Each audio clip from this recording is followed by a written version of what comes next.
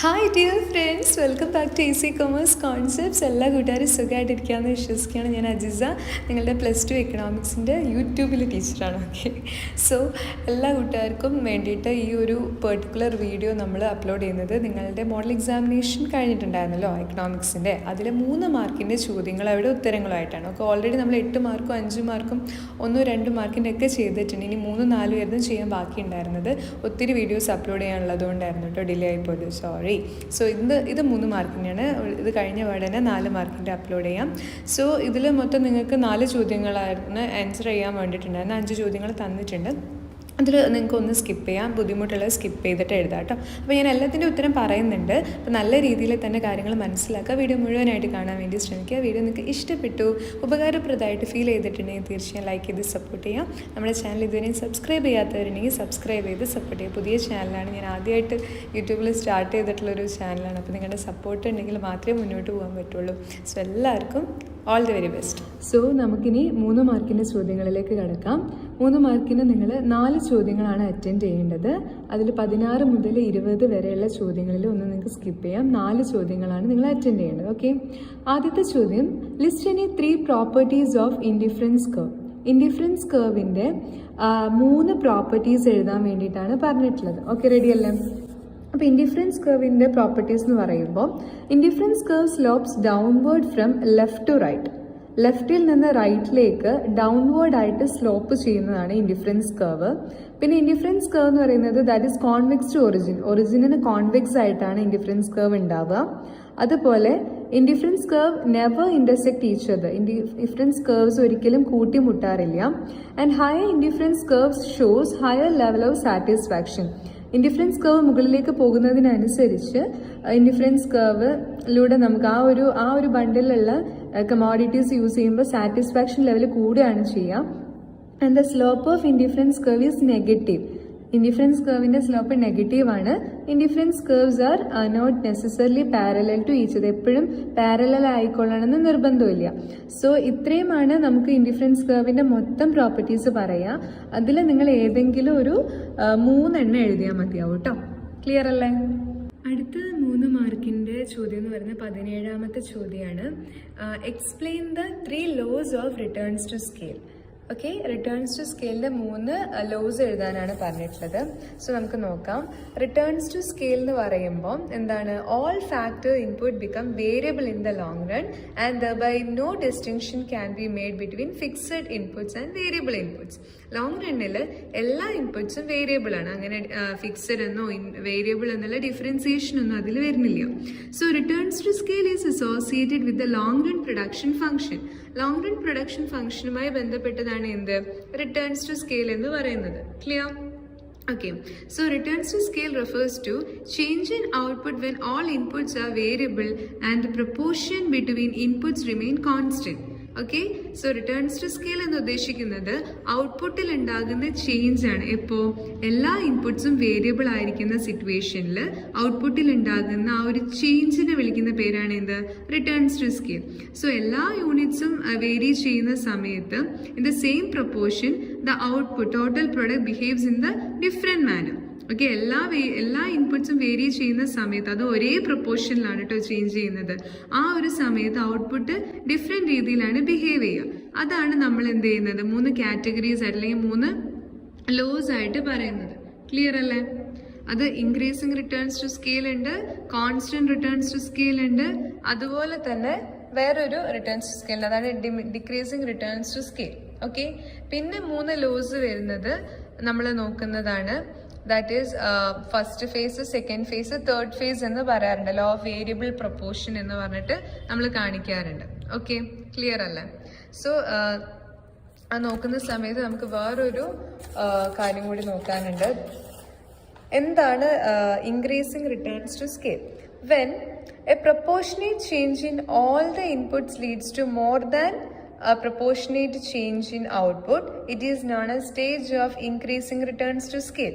For instance, a 10% change in input results in more than 10% change in output. അതായത് ഇവിടെ നമ്മൾ ഇൻപുട്സിൽ എല്ലാ ഇൻപുട്സും ഒരേ രീതിയിൽ നമ്മൾ മാറ്റം വരുത്തുന്നതിൻ്റെ ഭാഗമായിട്ട് ഔട്ട്പുട്ടിൽ അതിനേക്കാൾ കൂടുതലായിട്ടാണ് ഔട്ട്പുട്ട് ചേഞ്ച് ചെയ്യുക. അതായത് ഒരു 10% ഇൻക്രീസ് ആണ് ഇൻപുട്ടിൽ മാറ്റം വരുത്തിയതെങ്കിൽ 10%ത്തേക്കാൾ കൂടുതൽ മാറ്റം ഔട്ട്പുട്ടിൽ ഇതിൽ ഉണ്ടാവുന്നുണ്ട്. ഓക്കെ, റെഡി അല്ലേ? അടുത്തതാണ് constant returns to scale. Constant returns to scale എന്ന് പറയുമ്പോൾ നമ്മൾ ഒരു പ്രൊപ്പോർഷനേറ്റ് ചേഞ്ച് ഇൻ ഇൻപുട്ടിൽ മാറ്റം വരുത്തി കഴിഞ്ഞാൽ അതിനേക്കാൾ കുറവ് പ്രൊപ്പോർഷനിലായിട്ടായിരിക്കും ഔട്ട്പുട്ടിൽ മാറ്റം ഉണ്ടാവുക. ഓക്കെ, സോ അതിൽ നമ്മൾ വിളിക്കുന്നത്, അതായത് പെർസെൻറ്റേജ് ചേഞ്ച് നമ്മൾ കൂട്ടിക്കഴിഞ്ഞാൽ അത് എക്സാക്ട്ലി 10% ചേഞ്ച് ഇൻ ഔട്ട്പുട്ട് അതിലുണ്ടാവും. Okay, clear? മനസ്സിലാവുന്ന നിങ്ങൾക്ക്? കോൺസ്റ്റന്റ് എന്ന് പറയുമ്പോൾ ഈക്വൽ ആയിട്ടായിരിക്കും പോവുക. Clear? When a proportionate change in all inputs leads to change in output in the same proportion is known as in the stage of constant returns to scale. നമ്മളിപ്പോൾ ഒരു 10% മാറ്റമാണ് ഈ ഒരു പെർട്ടിക്കുലർ ഇൻപുട്ടിൽ കൊടുത്തിട്ടില്ലെങ്കിൽ അതേപോലെ 10% തന്നെ മാറ്റമായിരിക്കും എന്തിലും ഉണ്ടാവുക, ഔട്ട്പുട്ടിലും ഉണ്ടാവുക. സെയിം പ്രൊപ്പോർഷനേറ്റ് ആയിരിക്കും ഔട്ട്പുട്ടും ചേഞ്ച് ആവുക. ഓക്കെ, 10% മാറ്റം ഇൻപുട്ടിൽ വരുത്തിയാൽ 10% മാറ്റം ഔട്ട്പുട്ടിൽ വരും. എന്നാൽ ഇൻക്രീസിങ് എങ്ങനെയായിരുന്നു? 10% മാറ്റം ഇൻപുട്ടിൽ കൊടുത്താൽ 10%ത്തേക്കാൾ കൂടുതലായിട്ട് ഇൻപുട്ടിൽ മാറ്റം ഔട്ട്പുട്ടിൽ മാറ്റം ഉണ്ടാവുന്നതായിരുന്നു എന്തെന്ന് പറയുന്നത്, ദാറ്റ് ഈസ് ഇൻക്രീസിങ്. ഇനി ഒന്നും കൂടി ഉണ്ട്, ഡിക്രീസിങ് റിട്ടേൺസ് ടു സ്കെയിൽ. അതിന് DRS എന്ന് പറയാറുണ്ട്.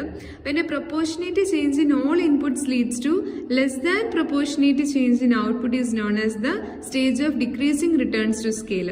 അപ്പോൾ നമ്മൾ ഒരു 10% മാറ്റം ഇൻപുട്ടിൽ വരുത്തിയാൽ 10%ത്തേക്കാൾ കുറഞ്ഞ മാറ്റമായിരിക്കും ഔട്ട്പുട്ടിൽ ഉണ്ടാവുക. ഓക്കെ, അത്രയുമാണ് എന്ത് റിട്ടേൺസ് ടു സ്കെയിൽ എന്ന് പറയുന്നത്. പിന്നെ ഇതിൽ തന്നെ 3 ലോസ് വേറെ പറയുന്നുണ്ട്. ലോ വേരിയബിൾ പ്രൊപ്പോർഷൻ ആയിട്ട് first phase, second phase, third face, അങ്ങനെ 3 ഫേസസ് ഉണ്ട്. ഫസ്റ്റ് ഫേസിൽ എന്താണ്, APയും MPയും ഇൻക്രീസ് ആവുന്നുണ്ട്. അതിന്റെ ഭാഗമായിട്ട് TP ഇൻക്രീസിങ് റേറ്റിൽ ഇൻക്രീസ് ആവുന്നുണ്ട്. സെക്കൻഡ് ഫേസിൽ APയും MPയും ഡിക്രീസ് ആവുന്നുണ്ട്, പക്ഷെ TP ഇൻക്രീസ് ചെയ്യുന്നുണ്ട്, പക്ഷെ ഒരു ഡിക്രീസിങ് റേറ്റിലാണ്. ഓക്കെ, പിന്നെ തേർഡ് ഫേസിൽ TP ഡിക്ലൈൻ ചെയ്യാൻ വേണ്ടി തുടങ്ങുന്നുണ്ട്. അത് വേറൊരു ലോ ആണ് കേട്ടോ. അടുത്ത നമ്മുടെ 3 മാർക്കിൻ്റെ ചോദ്യം എന്ന് പറയുന്നത് explain how do the following situations effect the supply curve of the firm. അപ്പോൾ സപ്ലൈ കർവ് ഏത് രീതിയിലായിരിക്കും ഈ ഒരു സിറ്റുവേഷനിൽ റെസ്പോണ്ട് ചെയ്യാം. ഓക്കെ, സപ്ലൈ എന്ന് പറയുമ്പോൾ അറിയാമല്ലോ, പ്രൈസ് കൂടുന്ന സമയത്ത് സപ്ലൈ കൂടുകയാണ് ചെയ്യുക പൊതുവെ. അതായത് പ്രൊഡക്ട്സിൻ്റെ പ്രൈസ് കൂടുമ്പോൾ സപ്ലൈ കൂടും. അതേ സമയത്ത് തന്നെ ഈ പ്രൊഡക്ട്സ് നിർമ്മിക്കാൻ ആവശ്യമായ ഇൻപുട്സിൻ്റെ പ്രൈസ് കൂടുമ്പോൾ സപ്ലൈ കുറയുകയാണ് ചെയ്യുക. അതുപോലെ ടെക്നോളജി കാര്യങ്ങളൊക്കെ അഡ്വാൻസ്ഡ് ആകുമ്പോൾ സപ്ലൈ കൂടുകയാണ് ചെയ്യുക, ടെക്നോളജി കുറയുമ്പോൾ സപ്ലൈ കുറയുകയാണ് ചെയ്യുക. അപ്പോൾ അതിന് നിങ്ങൾ എഴുതേണ്ടത് price of inputs used in the production increases. അതായത് ഫെർട്ടിലൈസേഴ്സിൻ്റെ ആണെങ്കിലും മറ്റ് കാര്യങ്ങളാണെങ്കിലും ഈ ടാക്സ് ഇൻക്രീസ് ചെയ്യുക, അങ്ങനത്തെ കാര്യങ്ങളൊക്കെ ആണെങ്കിൽ അത്ര ഫേവറബിൾ ആയിട്ടുള്ള കാര്യമല്ല അത് സപ്ലൈനെ സംബന്ധിച്ചിടത്തോളം.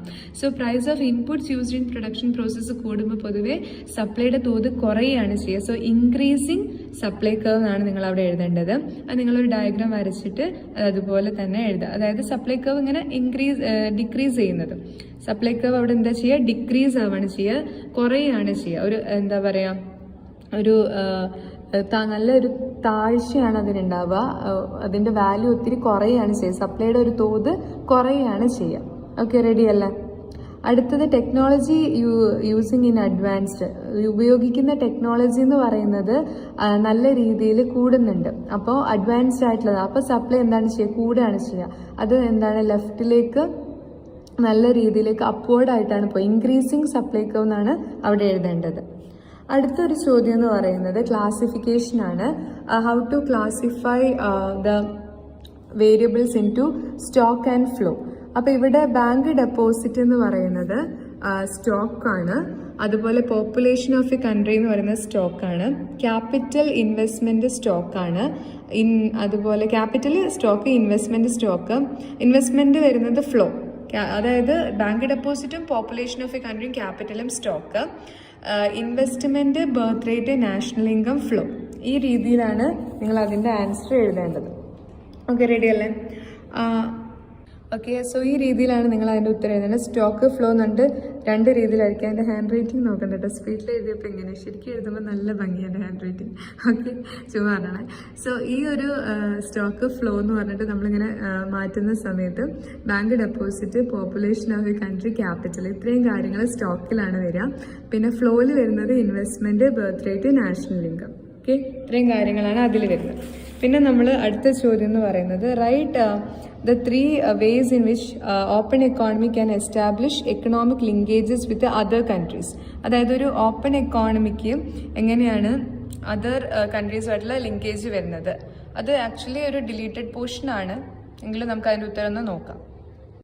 So the 3 linkages of open economy എന്ന് പറയുമ്പം അതായത് ഓപ്പൺ എക്കോണമിക്ക് മറ്റ് രാജ്യങ്ങളുമായിട്ടൊന്ന് ലിങ്കേജിലേക്കുള്ള അല്ലെങ്കിൽ ഒരു എസ്റ്റാബ്ലിഷ്മെൻറ്റിലേക്ക് സ്റ്റാർട്ട് ചെയ്യാനുള്ള 3 വഴികൾ എന്ന് പറയുന്നത്, ഒന്ന് ഔട്ട്പുട്ട് മാർക്കറ്റ് ലിങ്കേജസ് ആണ്, 2 financial market linkage, then labour market linkage. Okay, so ഇത്രയും ഏരിയാസാണ് നിങ്ങൾ 3 മാർക്കിന് എഴുതേണ്ടത്. അതിൽ നിങ്ങൾക്ക് മൊത്തം 4 ചോദ്യങ്ങൾ എഴുതിയാൽ മതിയോ. 5 ചോദ്യങ്ങൾ തന്നിട്ടുണ്ട്. ബുദ്ധിമുട്ടായിട്ട് ഫീൽ ചെയ്തിട്ടുള്ള ഒരു ചോദ്യം ഉണ്ടെങ്കിൽ നിങ്ങൾക്കത് സ്കിപ്പ് ചെയ്യാം. ഏത് ചോദ്യമാണ് നിങ്ങൾ ഇതിൽ സ്കിപ്പ് ചെയ്തതെന്ന് പറയണം കേട്ടോ.